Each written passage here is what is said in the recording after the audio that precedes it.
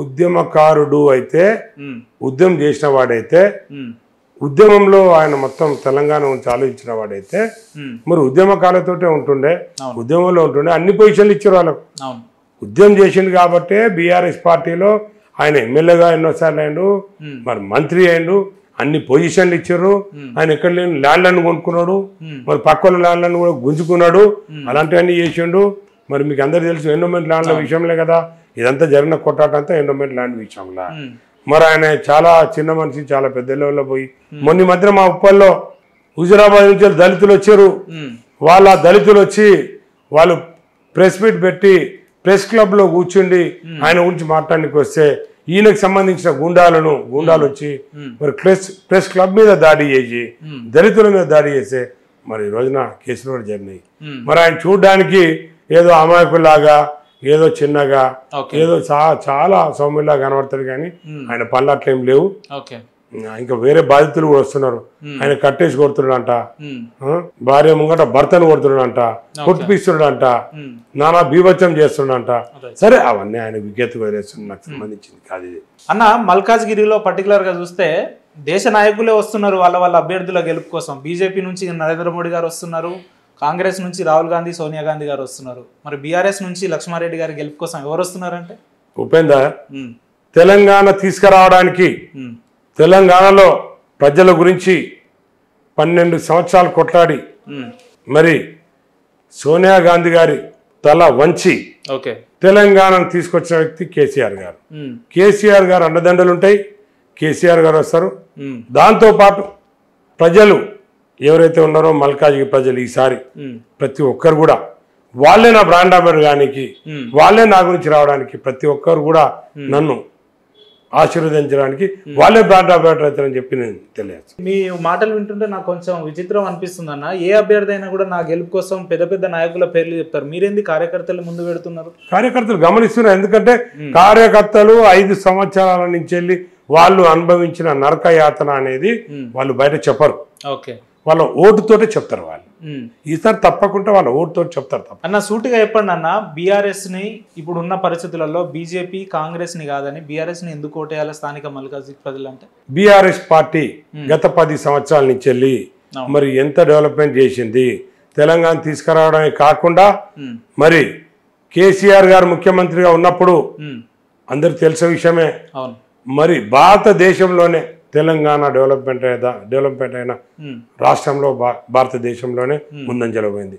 అదే కాకుండా ఎవరికైతే పూర్ ఫ్యామిలీస్ అనుకోండి, అన్ని వర్గాల వారికి, బడుగు బలహీన వర్గాల గురించి, పేదవాళ్ళ గురించి, వ్యవసాయంలో వాటర్ గురించే కానీ కరెంటు గురించే కానీ మరి ఎంతో డెవలప్ చేయడం జరిగింది. అదే కాకుండా మరి కేటీఆర్ గారు మున్సిపల్ మంత్రిగా ఉన్నప్పుడు వారు ఐటీ రంగంలో ప్రపంచ దేశంలో హైదరాబాద్ మార్గేసింది.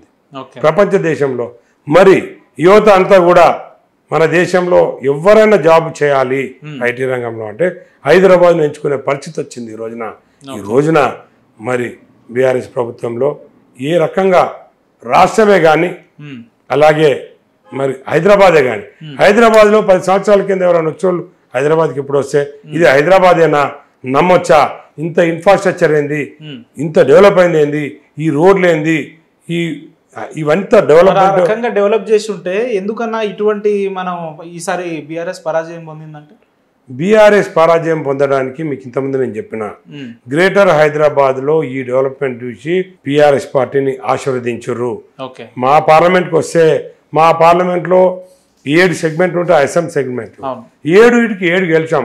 3,55,000 మెజార్టీతో గెలిచాం మేము. అదంతా ఏంది డెవలప్మెంట్. హైదరాబాద్ డెవలప్మెంట్ అనేది ఇవాళ ఫ్లైఓవర్ చూడండి, ఇవాళ ఐటీ రంగం చూడండి, రోడ్లు చూడండి, హైదరాబాద్ చూడండి ఎంతో డెవలప్ అయింది. ఒకప్పుడు హైదరాబాద్ అంటే ఏదో గడ్డి పొలాలతో ఉంటుండే, మల్కాజ్గిరి ఉప్పలంతా గడ్డి పొలాలతో ఉంటుండే, బురద రోడ్లతో ఉంటుండే, చిన్న చిన్న రోడ్లతో ఉంటుండే అనే పరిస్థితి ఉంటుండేది.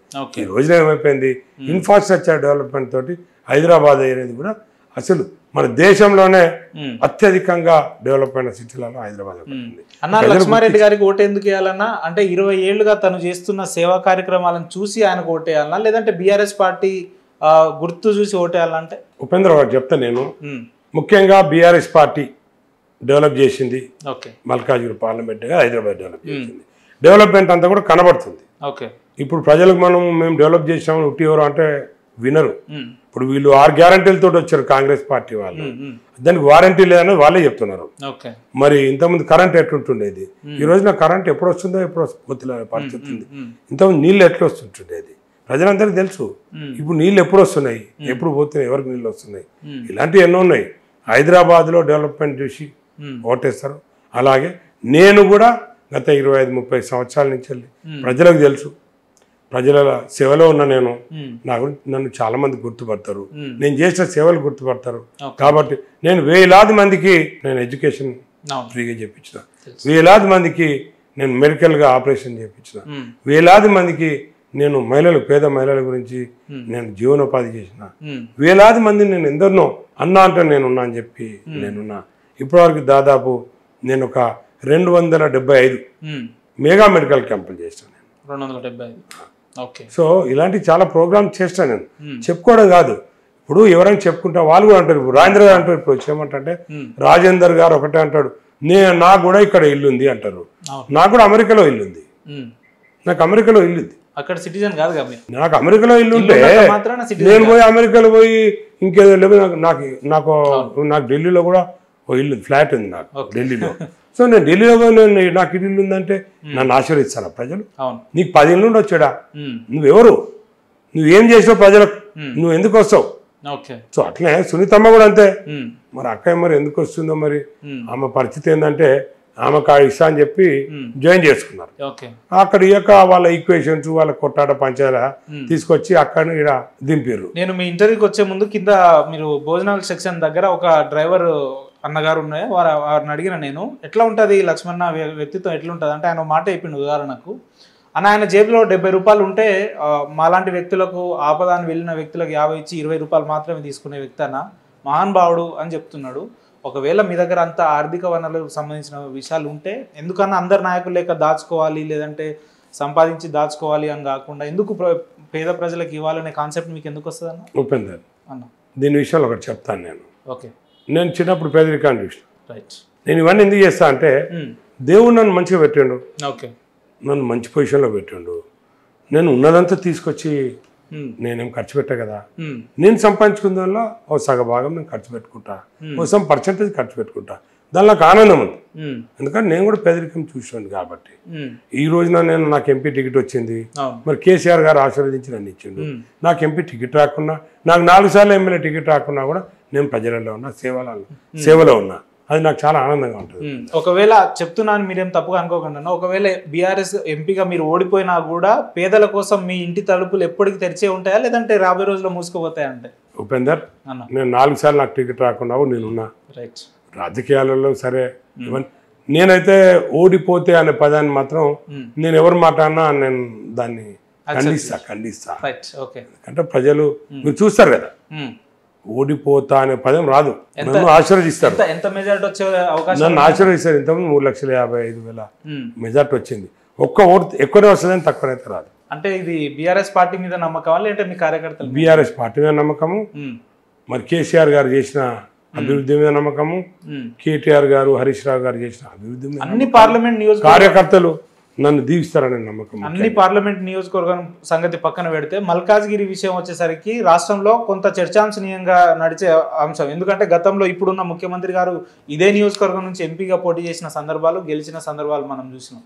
అటువంటి ముఖ్యమంత్రి స్థాయి వ్యక్తిని ఓడగొట్టి ఈసారి ఒక లక్ష్మారెడ్డి గారు పార్లమెంట్లో ప్రమాణ స్వీకారం చేయబోతున్నారా రాబోయే రోజుల్లో? తప్పకుండా. ముఖ్యమంత్రి గారు ఇక్కడ కంటెస్ట్ చేస్తలేరు, వారు పంపించిన మనిషి ఇక్కడ కంటెస్ట్ చేస్తున్నారు. ముఖ్యమంత్రి గారు కంటెస్ట్ చేసినందుకు ఏమైంది అనేది ప్రజలు ఇవాళ చర్చ. వాళ్ళు పంపించిన క్యాండిడేట్ వాళ్ళు వస్తే ఎవరు పంపించినా కూడా ముఖ్యమంత్రి గారు పంపించినట్టే అవుతుంది. అయితే ముఖ్యమంత్రి గారు పంపిస్తే వాళ్ళని గెలిపించాలనేది ఎక్కడన్నా రాజ్యాంగంలో రాస్తుందా, లేదా ప్రజలకి ఏమన్నా కంపల్సరీ కమిట్మెంట్ ఉండాలా? ఎవరు పని చేస్తారో వాళ్ళకే ఓటేస్తారు, ఎవరు మంచి పనులు చేస్తారో, ఎవరు ప్రజలలో ఉంటారు వాళ్ళకే. నేను స్థానికుడిని, నేను స్థానికంగా ఉండేవాడిని. స్థానికంగా అన్నా అంటే నేను ఉన్నా అని చెప్పి ఎనీ టైం వాళ్ళకు ఫోన్ కాల్ తోటి నేను వాళ్ళను అటెండ్ అయ్యే వ్యక్తిని. వేరే వాళ్ళు అట్లా కాదు కదా. సో ఇవన్నీ గమనిస్తాను. 20 ఏళ్లుగా ఇన్ని సేవా కార్యక్రమాలు చేస్తున్నారన్న, దీనికి సంబంధించిన ఆర్థిక వనరులు ఎక్కడి నుంచి వస్తున్నాయి లక్ష్మారెడ్డి గారి కంటే? నేను కూడా బిజినెస్ చేస్తాను, నాకు కూడా ఆర్థిక వనరులు ఉన్నాయి. నేనేం పెద్ద బయట తీసుకొచ్చేసి దేవుడు నన్ను మంచిగా చూసిండు. నేను చిన్నోని, చాలా చిన్న పొజిషన్లో పేదోన్నే. కానీ నేను గత 30 సంవత్సరాల నుంచి బిజినెస్ చేసుకుంటున్నా. నేను కూడా ఫైనాన్షియల్గా బాగానే ఉన్నా కాబట్టి నేను ప్రజలకు ఖర్చు పెడితే నాకేం ఆనందం అనిపిస్తుంది. నాకేం అందరి లీడర్లాగా ఓ నాకు వచ్చే కాకుండా బయట వాళ్ళు కూడా దూసుకొని ఇంట్లో పెట్టుకోవాలనే నేచర్ కాదు నాది. నా దాంట్లో కాదు కాబట్టి నాకు ఆనందం ఉంటుంది. రైట్ అన్న, మీరు పార్లమెంట్లో కంటెస్ట్ చేస్తూ ఉన్నారు. దీనికి సంబంధించి మీ నియోజకవర్గ ప్రజలకు కావచ్చు, కార్యకర్తలకు మంచి సందేశం ఇవ్వాలి రాగి లక్ష్మారెడ్డి గారు అంటే ఏం చెప్తారు మీ నియోజకవర్గ ఓటర్లకు? మా నియోజకవర్గం, మా పార్లమెంటు సెగ్మెంటే ప్రజలందరికీ తెలుసు, మా కార్యకర్తలకు తెలుసు. నేను ప్రజల గురించి ముఖ్యంగా స్థానికంగా ఉంటాయి కాబట్టి అన్న అంటే ఎప్పుడైనా రాత్రి 12 గంటలకు అన్న వస్తాడు, ఒక ధైర్యం ఇస్తాడు, ఒక అన్నలాగా ఉంటాడు, ఒక తమ్ములాగా ఉంటాడు, ఒక బిడ్డలాగా ఉంటాడు. ఉండడమే కాకుండా మా సమస్యలపై పార్లమెంట్లో ఓట్లాడతాడు. మాకే సమస్య వచ్చినా కూడా మమ్మల్ని వెన్నుదారుతాడు, మమ్మల్ని చూసుకుంటాడు, మంచి చెడు చూసుకుంటాడనే నమ్మకం నా మీద. రైట్ లక్ష్మారెడ్డి అన్న, ఇంత బిజీ షెడ్యూల్లో కూడా మీ విలువైన సమయాన్ని మాకు కేటాయించినందుకు మీకు ప్రత్యేక ధన్యవాదాలు అన్న. మీ నియోజకవర్గ ప్రజలు ఆశిస్తున్నట్టు వ్యక్తిగతంగా మేము కూడా ఆశిస్తున్నాం. స్థానిక ప్రజల కోసం మీరు పార్లమెంట్లో మాట్లాడాలి, రాబోయే రోజుల్లో ప్రజలకు సేవలు అందించాలని కోరుకుంటున్నాం అన్న. Thank you very much.